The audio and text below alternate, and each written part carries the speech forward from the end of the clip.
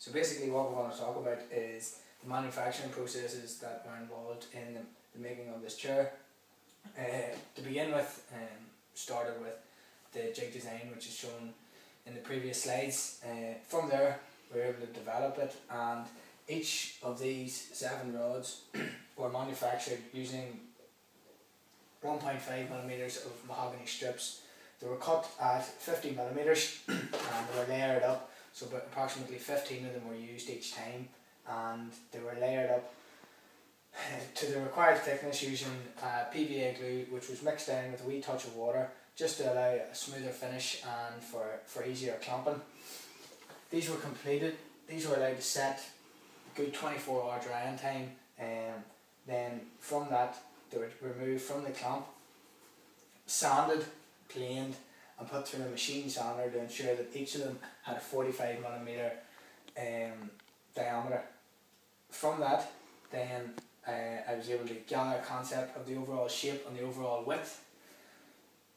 I always wanted the spacers in between, and during my design phase I had battled with a few different design ideas, the use of wood, the use of metal, the use of bronze. Maybe copper was an initial thought, but having discussed it and having looked at the price of copper, to put copper in between each of the pieces of wood would have been a very expensive process.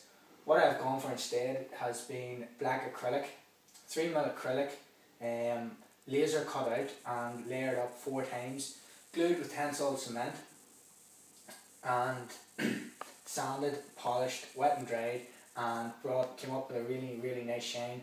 And they've actually blended in quite well to the wood, something that it was a risk that I took at the very start, an experiment so to speak, and I'm really happy with how it has come out. They've added wee touch of class to it. They don't look tacky. I thought at the start acrylic might look tacky, it mightn't look too well, but it's come up really well. From the manufacturing of the top, I then moved on towards the base. The base again is made from the 1.5mm mahogany. It was glued up in a jig in a jig as well. The jig was designed on SolidWorks, and there were a few images of it again in previous slides. I took the jig to a place called Fab Lab. They were able to cut out the shape of the jig on plywood. I layered up the plywood. I used 3 19mm pieces of ply, layered it up, and then was able to put these smaller pieces into the jig. From there I then clamped them in place. The clamping of such a shape of this oval here was extremely difficult. I went through various techniques. The first one was using wood to try and packer it in tight, and this didn't work. It wasn't creating enough tension and it was leaving gaps between it. From there I developed it further and tried to use thinner strips of wood, and again it just wasn't pulling it in tight enough. So what I did was roll two bars of metal, allowed it at the same curve as the jig, and again using G-clamps tightened it right up. Again there was glue mixed with water, PVA glue mixed with water, which again thinned the glue out and allowed it to pull in nice and tight. So from there I then had to join the 2 ovals together. To do this I used a half lap joint and cut in the middle of the oval, and this allowed for the 2 pieces to be joined together. Now structurally I found that wouldn't be strong enough to support the full load of the chair and the base. So what I have as well is metal brackets, and these metal brackets here were plasma cut out in the shape of a sort of a Celtic cross, again sticking with the Celtic theme, and these here provided the structural support. So with the wee nuts and bolts in them, there's very little movement and there's no chance of the chair giving way.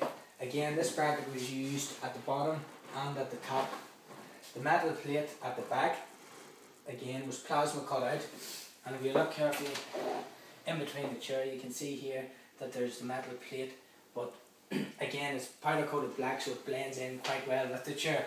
This is bolted again to the bottom plate using dome nuts and 8mm wood bolts, and this allows for the chair to be kept in place structurally and ensures that the load won't fall. I'd reached the point of attaching the chair to the base. From here, found that the base wasn't able to take the full load of the chair. that I had initially designed, that I thought that the surface area at the bottom would have been large enough to support the chair, but whenever the load of the top part of the chair was on, I found that it was actually too heavy and it caused the chair to tip over. From this, I then had to manufacture and design feet for the chair. What I have here is 3 different parts which have come together. This first strip was bent using a roller, and then another metal plate was inserted in at the correct angle to ensure that there was no rock in the chair, and then the wee feet at the end are just an extra design feature. What I've tried to use and incorporate here is, again, Celtic symbols throughout the chair, and they're attached using wee mirror screws and the wee caps as well, which sets it off quite nicely. Again, they're powder coated black to fit in with the rest of the chair. The chair itself is actually attached, having a metal rod in between each of these spacers, which again provides structural strength to it. And if you look closely at the chair, you'll find that there's not a straight line in it, which was the objective at the beginning. The back has been curved, the front has been curved. If you look across this angle here, you'll notice that there's a slight curve in it, which again eliminates any straight lines. The original sketches from the leaf is where my design has taken me to, and overall I was quite happy with the manufacturing processes that were involved.